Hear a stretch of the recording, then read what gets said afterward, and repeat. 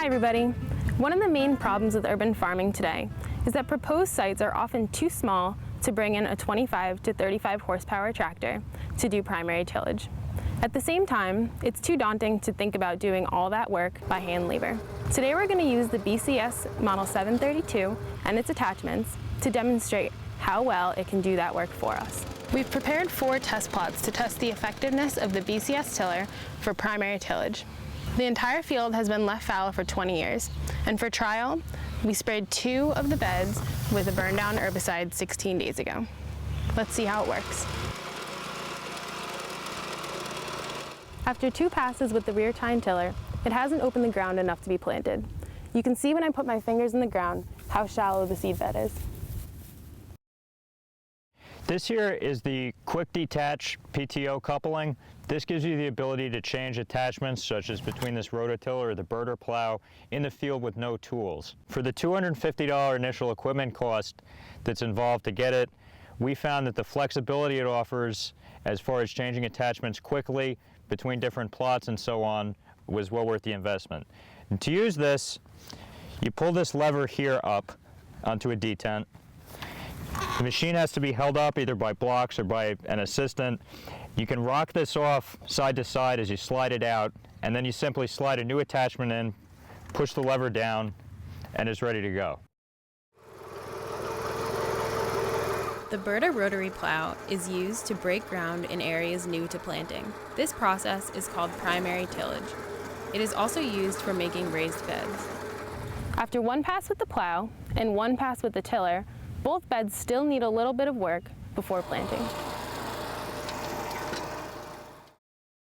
After 1 pass with the plow and tiller, the fresh sod was turned over, but still needs much more time and tillage to prepare a seedbed. We've gone over this with the rotary plow, and then we've done 1 pass with the tiller.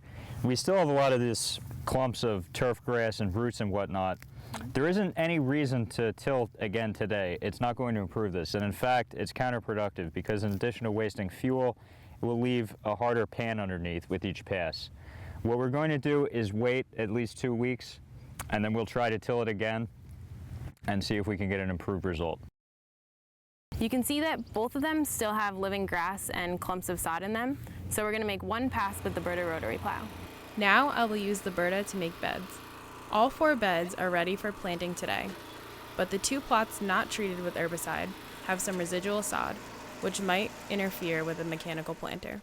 We've previously demonstrated on soil that hasn't been cultivated in 20 years.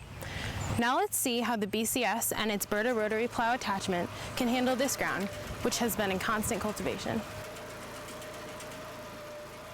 The BCS and the Berta rotary plow are much more effective on this type of soil.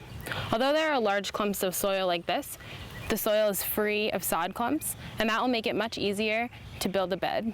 The soil here would be ready for planting today, and the rototiller will break up these large clumps. We have 3 conclusions from our demonstration today. The first is that the tiller is able to turn over ground that hasn't been tilled in 20 years, as long as the underlying soil is decent. The second is that you'll need a plow to help you turn over the soil. The tiller itself was not able to perform this job. And the third is that without an application of a Burndown herbicide, it would take weeks to prepare a finished seedbed. Thank you for joining us today. If you have any more questions about becoming an urban farmer, feel free to contact the Snyder Research and Extension Farm.